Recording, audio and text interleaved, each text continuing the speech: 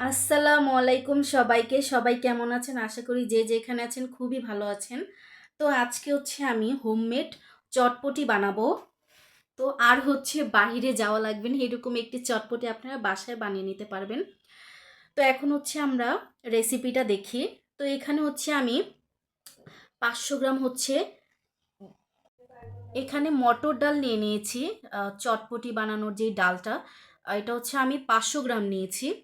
তো এটা আমি 3 ঘন্টা ভিজিয়ে রেখেছিলাম। এখন আমি গরম পানিতে এটা ফুটাতে দেব। তো আমি পানি নিয়েছি। এখন আমি আমার ডালগুলো দিয়ে দিলাম। আর আমার ডালের ভেতরে আমি লবণ দিয়ে দিব। তো এখন আমি টকটা বানাবো। তো এখানে আমি গরম পানি নিয়েছি, আর এখানে তেঁতুল নিয়েছি অনেকগুলো। আমার টকটা আমি একটু বেশি পাতলা করব না, বাট একটু আবার একদম ঘনও করব না। আপনার যে যেরকম খান সে অনুযায়ী করবেন। তো আমি আমার টকগুলো আমি ভালো মতো কচলিয়ে নিচ্ছি, একটু দেখতেই পাচ্ছেন। আর এই ভিতরে যে আটিগুলো আছে আমি এগুলো সব কিছু একবারে ভালো মতো বের করে নেব পরিষ্কার করে। এই তো আমি আটিগুলো বের করে নিচ্ছি। এখন আমি আমার টকে 1 চামচ লবণ দেব, আধা চামচ আমি বিট লবণ দেব,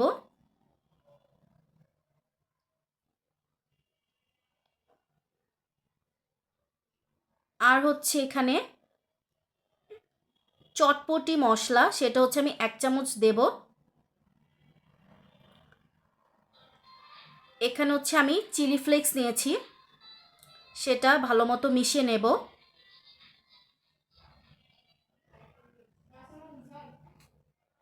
এই তো আমি ভালো মতো আমার টকটা মিশিয়ে নিচ্ছি।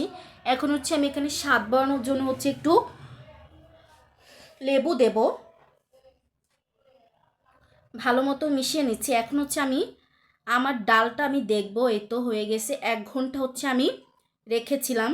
3 ঘন্টা পানিতে ভিজিয়ে রাখতে হবে, তারও বেশি রাখলে আরও ভালো। আমি 3 ঘন্টাই রেখেছিলাম, আর 1 ঘন্টা আমার ডাল সিদ্ধ হতে লেগেছে। তো এখানে আমার ডাল আমি নিলাম একটা বাটিতে। এখানে আমি আলু কেটে রেখেছিলাম, সেটা দিয়ে দিলাম। এখানে আমি লবণ দিয়ে দিলাম স্বাদ মতো, যেহেতু আমার ডালেও লবণ ছিল আমি দিয়েছিলাম। এখানে আমি চিলি ফ্লেক্স দেব স্বাদ মতন। তো এখানে আমি কিছু স্যালাড নিয়ে নিয়েছি। এখানে আমি শসা নিয়েছি, ধনে পাতা নিয়েছি, পেঁয়াজ কুচি নিয়েছি, ডিম নিয়েছি, লেবু নিয়েছি। তো আমি সব অল্প অল্প করে দিয়ে নেব। এবং আমি কাঁচামরিচ নিয়েছি।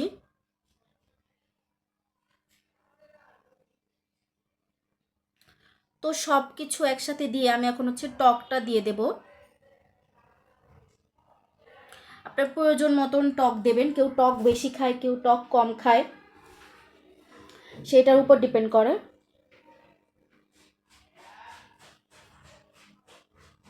এখন আমি আপনার চটপটি মশলাটা দেবো না, সেটা আমি পরে দেব।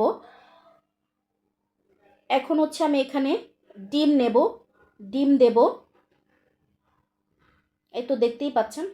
এখানে আমি ডিম দেব, পুরো আস্ত একটি ডিম দিয়ে দেব।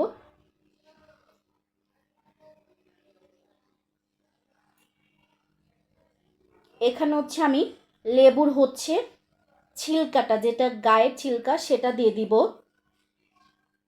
খুব সুন্দর একটা ঘ্রাণ আসার জন্য।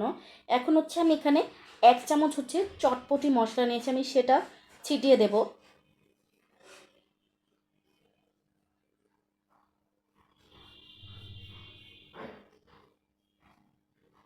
এখন আমি বাকি স্যালাডগুলো আমি উপর দিয়ে ছড়িয়ে দেব। এই তো হয়ে গেল আমার চটপটি। এটা খেতে আপনাদের বাইরে যেতে হবে না। তো সবাই আমাদের চ্যানেল সাবস্ক্রাইব করবেন এবং আমাদের পাশে থাকবেন। সবাইকে আসসালামু আলাইকুম।